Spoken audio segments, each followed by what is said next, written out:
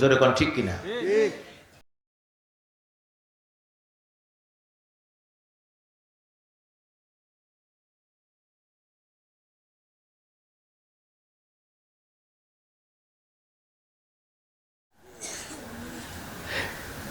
আল্লাহ রাব্বুল আলামিন কথা বলার ক্ষমতা দিলেন, আল্লাহ দুটি ঠোঁট দিলেন। আল্লাহ তাআলা বলেছেন লিসানাও ওয়া শাফাতাইন। আমি কি তোমাদের জিহ্বা দেই নাই? আমি কি তোমাদের দুটি ঠোঁট দেই নাই? দিয়েছেন কে? আল্লাহ। ঠোঁট কাটা লোক এখন কম দেখা যায়, আগে অনেক দেখা যেত, ঠিক কিনা? এখন আবার সরকার বাহাদুর ঘোষণা দিয়েছে ইন জেনারেল যে কোনো প্রান্তের মানুষ হোক, ঠোঁট কাটা যদি শিশু হয় তাহলে একদম সম্পূর্ণ চিকিৎসা ফ্রি, অপারেশন করে অনেকটাই পুরো করে দেবে, সার্জারি করে। এই ঠোঁট আল্লাহ দিয়েছেন, ভাষা দিয়েছেন কে? আল্লাহ। পড়ুন সকলে, আর-রহমানু আল্লামাল কুরআন খালাকাল ইনসানা আল্লামাহুল বায়ান। সৃষ্টি করেছে মানুষ সে রহমান, তিনি শিক্ষা দিয়েছেন কোরআন এবং তিনি ভাষা শিক্ষা দিয়েছেন। সুবহানাল্লাহ। আমাদের মতো অনেক মানুষ আছে সমাজে, দুই একটা আছে আ আ করে, দাঁত আছে, জিহ্বা আছে, নাক আছে, চোখ সব ঠিক, প্রিন্সের মতো চেহারা, কিন্তু আমার মতো শব্দ বের হয় না, আ আ আ করতে জীবন শেষ, ঠিক কিনা? কর মনে ভাষা প্রকাশ করতে পারে না। আর আমরা এমন এক শক্তি আল্লাহ দিয়েছেন, একই মেশিন দিয়ে বাংলা বলছি, একই মেশিন দিয়ে আরবি বলছি, একই মেশিন দিয়ে ইংরেজি বলছি, একই মেশিন দিয়ে উর্দু বলছি, হিন্দি বলছি, বিভিন্ন ভাষা বলছি। জোরে কোন ঠিক কিনা? আপনি গান শুনতে যাবেন, আপনি ক্যাসেট পাল্টানো লাগে। আমি এখন আরবি কব, এ খুলেছি আরবি লাগাবো। আল্লাহু আকবার করেন, আল্লাহু আকবার। আল্লাহ কি যোগ্যতা, কি ক্ষমতা আমাদেরকে দিয়েছেন। বৈজ্ঞানিকরা বলে ফুসফুস মানে ফোপরা, বাতাস নেন ছাড়ে, ফোপরা থেকে বাতাস চাপ দেয়। এখানে ভোকালে একটি পর্দা আছে, ফাটা আছে, মাঝখানে ফ্যার ফ্যার শব্দ করে। এই শব্দটা আমার মনে যা বলে আমি এই কথা বলবো, সঙ্গে সঙ্গে ব্রেন ওই আলা জীবকে কমান্ড দেয়, তুমি এই শব্দটা তৈরি করো। সুবহানাল্লাহ। এইবার এই শব্দটাকে আলা জিবা, অধি জিবা, ছোট্ট জিবাটা মুখের মধ্যে ছেড়ে দেয়, দাঁত আর জিহ্বা মিলে আর গাল মিলে এই শব্দটাকে আরো সুন্দর করে।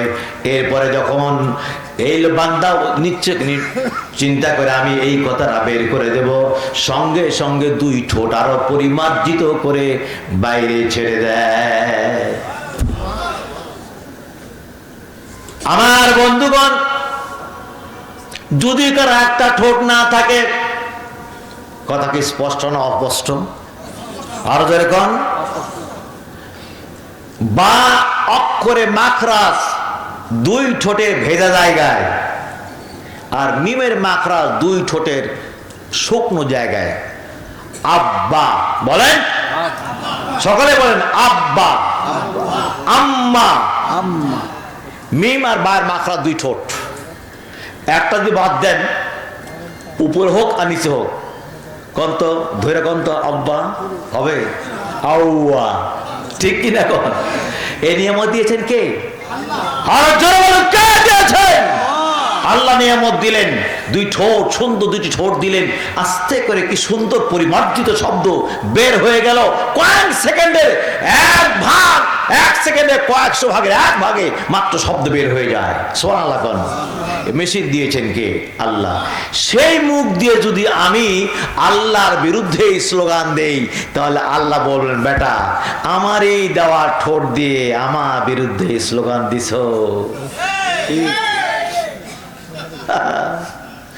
আজকে আমার মনে কাতারা দাঁড়াবা, ভাগ অন্তাস, দূর হয়ে যাও, ভেঙে যাও। আগের কাতারে দাঁড়ানোর সুযোগ হবে না। ওইখানে আর নেতাগিরিও চলবে না, আর জোয়ানিও চলবে না, ঠিক কিনা বলেন? সুতরাং ইনসাফ ভিত্তিক রাষ্ট্র কায়েম করলে, ইনসাফ ভিত্তিক সমাজ কায়েম করলে, ইনসাফ ভিত্তিক পরিবার গঠন করলে সেই সমাজে কখনো অশান্তি হতে পারে না, পারে না, পারে না। জোরে কোন ঠিক কিনা? আপনার বাড়িতেই শুরু করেন। আপনার বাড়িতে ইনসাফ আল্লাহ কি দিলেন? ছেলে পাবে 2 ভাগ, মেয়ে পাবে 1 ভাগ। আর আপনি কি করলেন? আগেই মরার আগেই ছেলের সব লিখে দিলেন। এটা ইনসাফ? কথা কয় না। ছোট ছেলের বেশি দিলেন, ছোট বউয়ের ছেলেরে বেশি দিলেন, ছোট বউকে বেশি দিলেন, বড় বউয়ের খবর নাই। এটা কি ইনসাফ? না। তাহলে পরিবার থেকে ইনসাফ কাজ করতে হবে। যা যা যতটুকু প্রাপ্য তাকে ততটুকুই দিতে হবে, ঠিক কিনা বল? কারণ দেওয়ার নীতিমালা দিয়েছেন কে? সূরা নিসায় আল্লাহ বলেছেন কে কতটুকু পাবে। তা বাদ দিয়ে আমি ইচ্ছে মতো কোনো কাজ করতে পারি না, আমার নফসের গোলামি করতে পারি না, আমি আমার বন্ধুর কথা শুনতে পারি না, আমি আমার অন্য কার কথা শুনতে পারি না। শুনবো কার কথা? আল্লাহর কথা, কোরআনের কথা। নবীজি এই জন্য বলেছেন মান ক্বালা বিহি সাদাকা, বিহি আই বিল কোরআন, যে কোরআন দিয়ে কথা বলে সে সত্য কথা বলে। সুবহানাল্লাহ, সুবহানাল্লাহ। ওয়া মান আমিলা বিহি উজরা, যে কোরআন দিয়ে আমল করে জীবন চালায় তাকে আল্লাহ প্রতিদান দেবেন জান্নাত। সুবহানাল্লাহ বিহামদি। ওয়া মান হাকামা বিহি আদালা, যে কোরআন দিয়ে রায় দেয়, ফয়সালা দেয়, সে ইনসাফ কায়েম করলো। ঠিক। কাজেই কোরআন ছেড়ে যদি আপনি অন্য কোনো নীতিমালা দিয়ে, অন্য নিজের বানানো আইন দিয়ে, সংসদে আমাদের দেশে আইন কেমন হয়? বিল উত্থাপন করে। কারা কারা পক্ষে আছেন? হ্যাঁ বলুন। হ্যাঁ, একদম হাঁ করতে গিয়ে দামড়ার মতো গগায় উঠলো। হ্যাঁ জয়যুক্ত হয়েছে, হ্যাঁ জয়যুক্ত হয়েছে, হ্যাঁ জয়যুক্ত হয়েছে, আইন পাস। সেটা কোরআনের পক্ষে হোক বিপক্ষে হোক, ঠিক কিনা কর না? আপনি প্রতিটি আইন হবে, মুসলমানদের আইন হবে কোরআন দিয়ে। এর বিরুদ্ধে যাওয়ার কোনো সুযোগ নেই।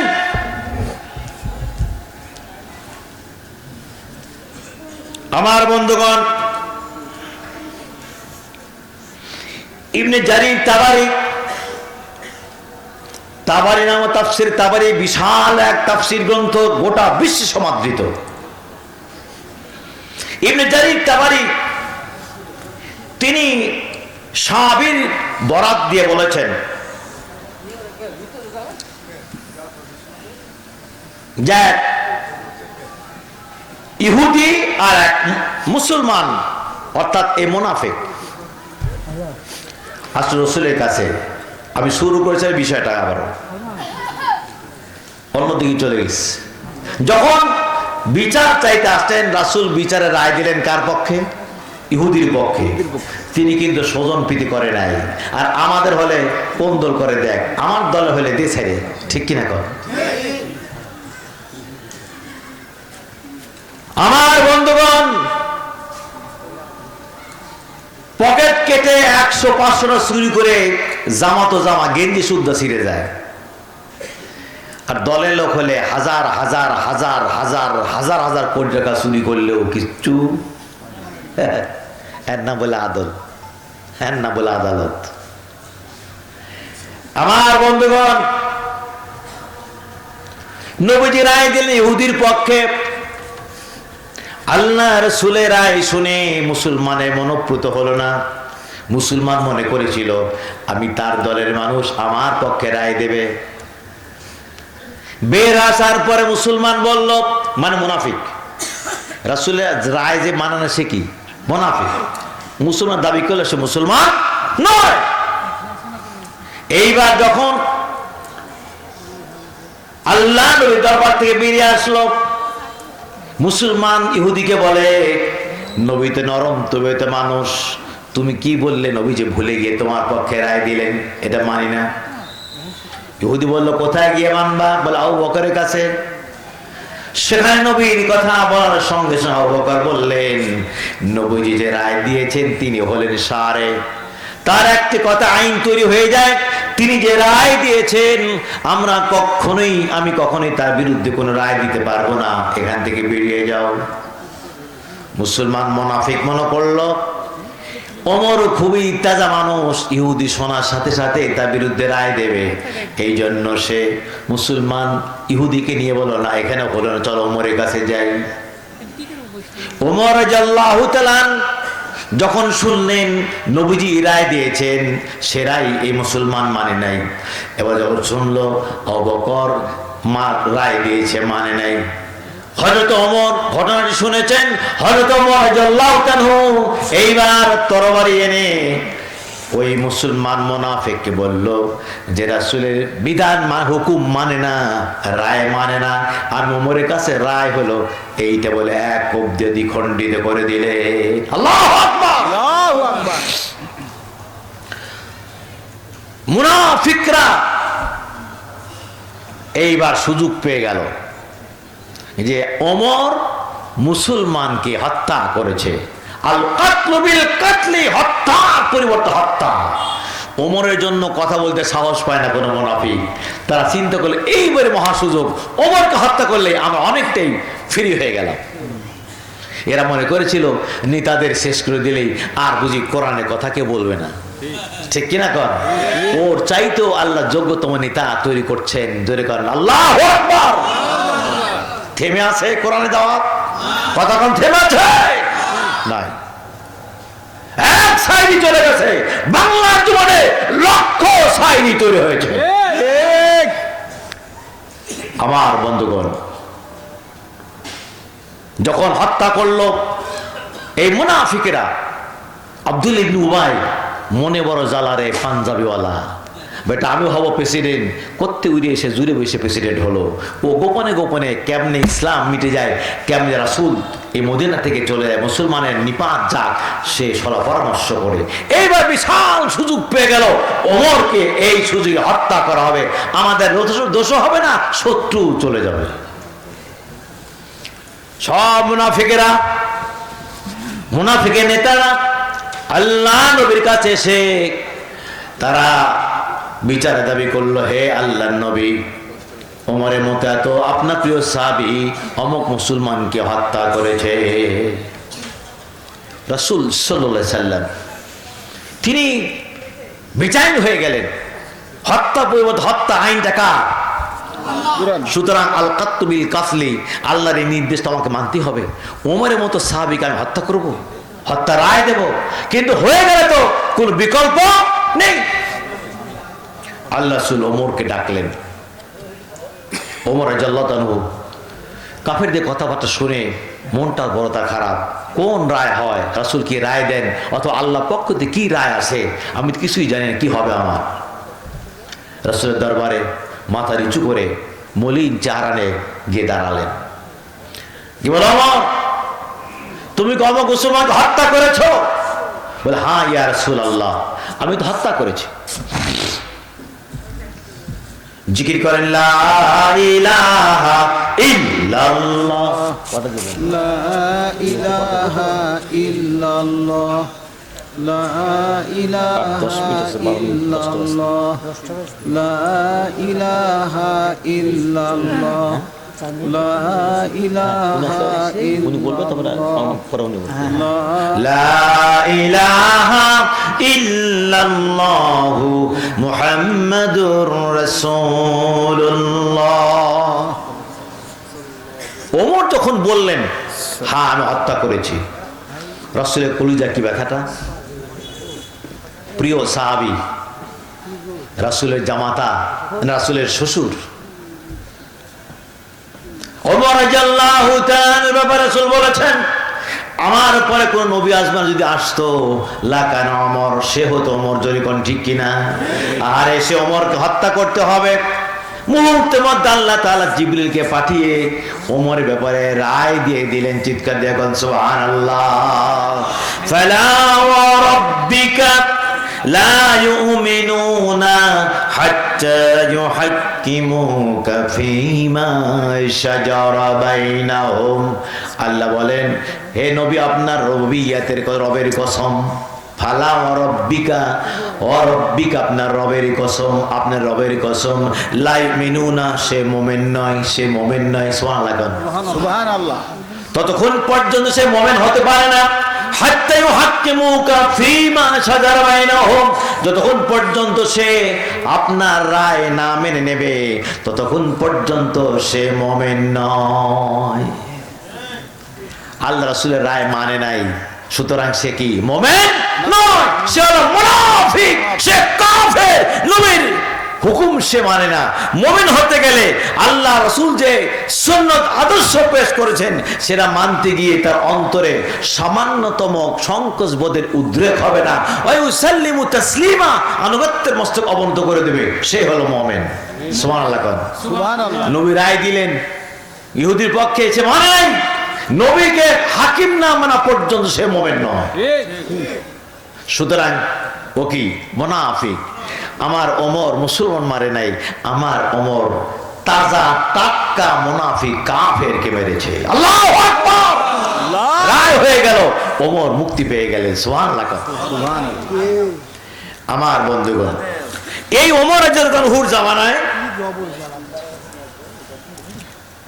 জাবাল ইবনে আইহাম এক ইহুদি সেনাপতি ছিল। জাবাল ইবনে আইহাম গাসসানি, সে 60,000 সৈন্যের সেনাপতি। সুবহানাল্লাহ, সুবহানাল্লাহ। ওমর রাদিয়াল্লাহু তখন খেলাফতে রয়েছেন, তিনি হজ করতে গেছেন।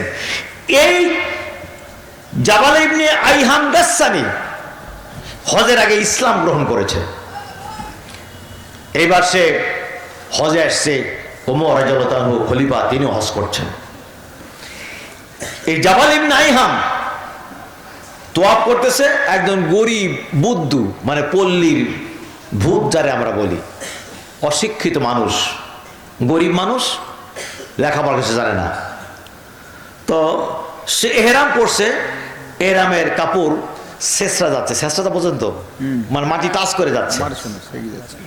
পিছনে ছিল জাবাল ইবনে আইহাম গাসসানি, ওই তার একটা পা পড়েছে এহরামের উপরে, যখনই সে গরিব মানুষটা টান দিয়েছে, সামনে গেছে, পিছলে খায় পড়ে দাঁত একটা ভেঙে গেছে।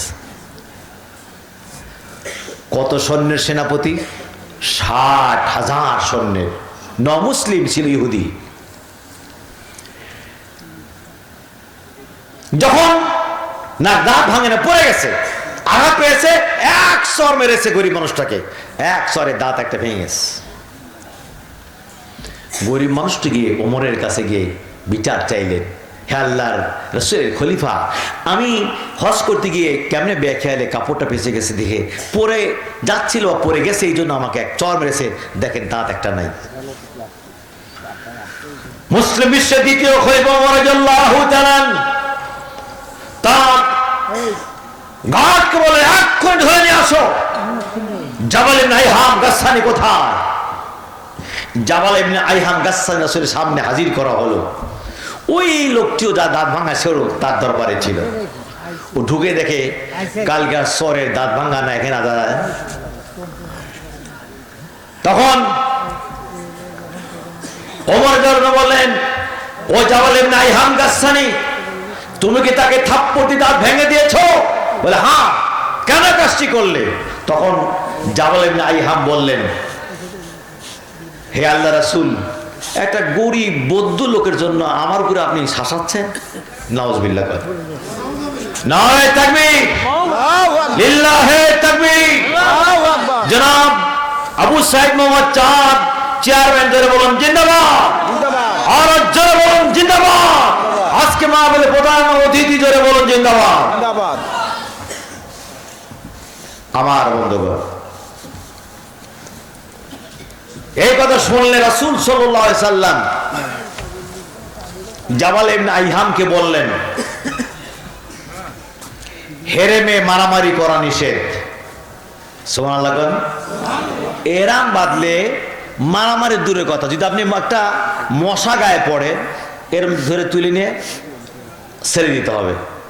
যদি একটা পিঁপড়া কামড় দেয়, ওকে মারা যাবে না, ওকে তুলে নিয়ে বলে বাবা চলে যাও।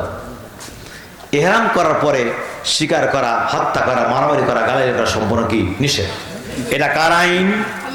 আর যখন কার وَإِذْ جَعَلْنَا الْبَيْتَ مَثَابَةً لِلنَّاسِ وَأَمْنًا আমি কাবাকে তৈরি করেছি, মসজিদ হারামকে আমি তৈরি করেছি, বাইতকে মিলন কেন্দ্র তৈরি করেছি, আমি নিরাপত্তা ভরপুর করেছি। জোরে বল সুবহানাল্লাহ।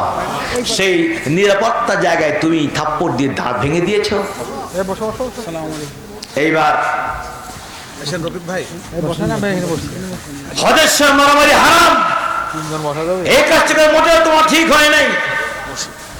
আল্লাহ তাআলা বলেছেন ফামান ফারাজা ফাইন ফিহিন্নাল হজ্জ ফালা রাফাসা ওয়ালা ফুসুকা ওয়ালা জিদালা ফিল হজ্জ।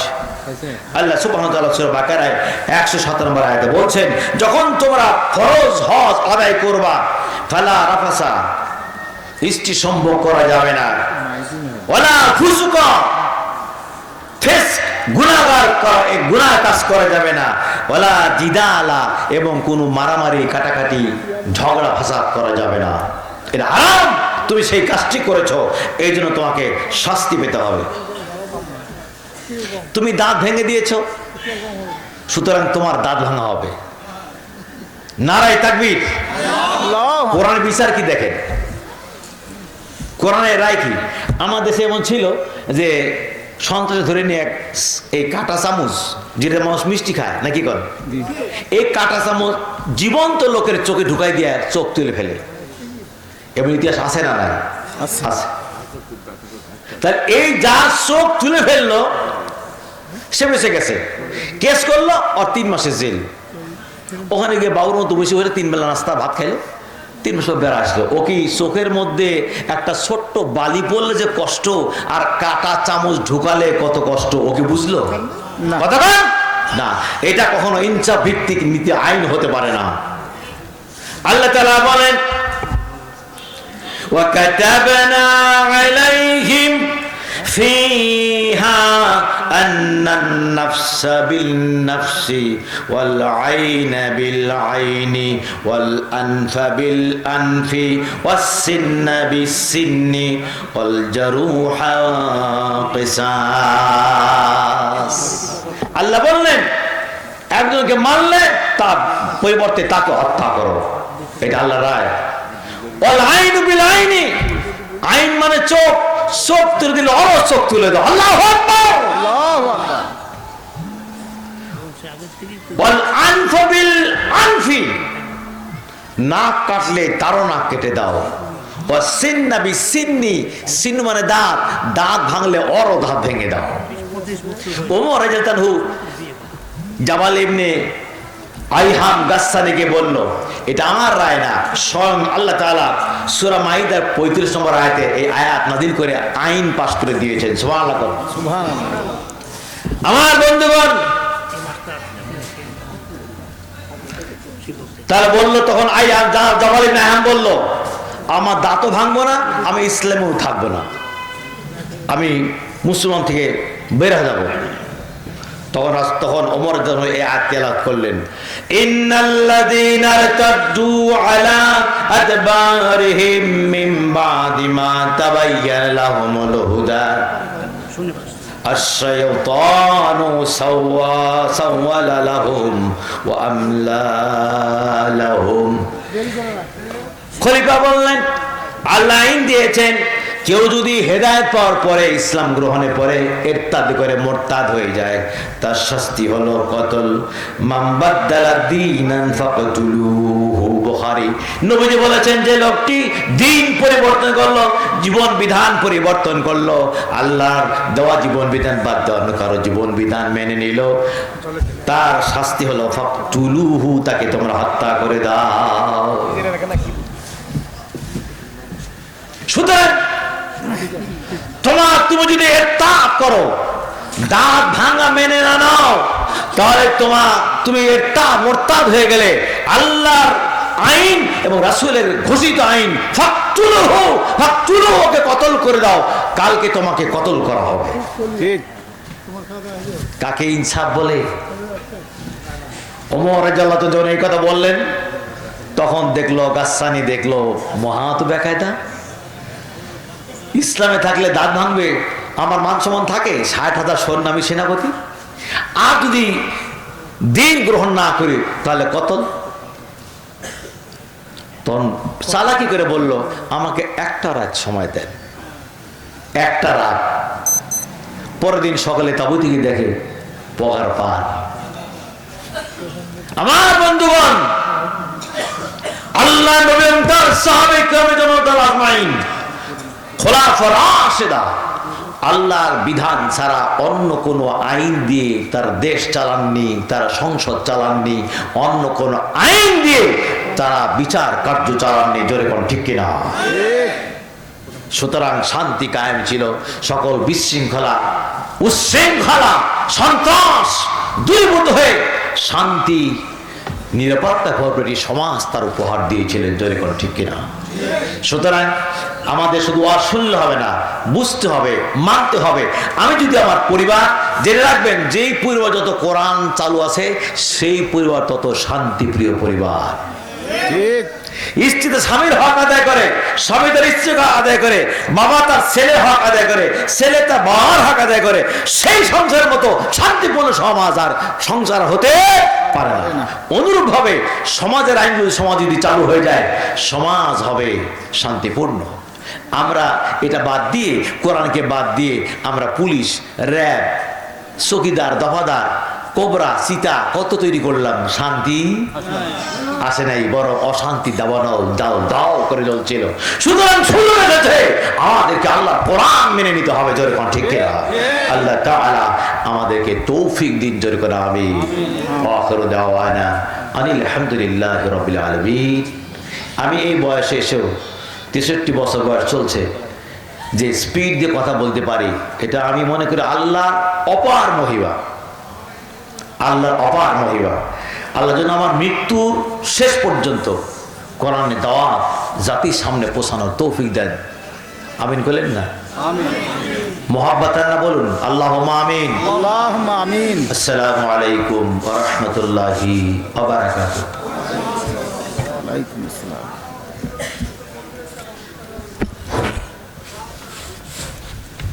মাশাআল্লাহ।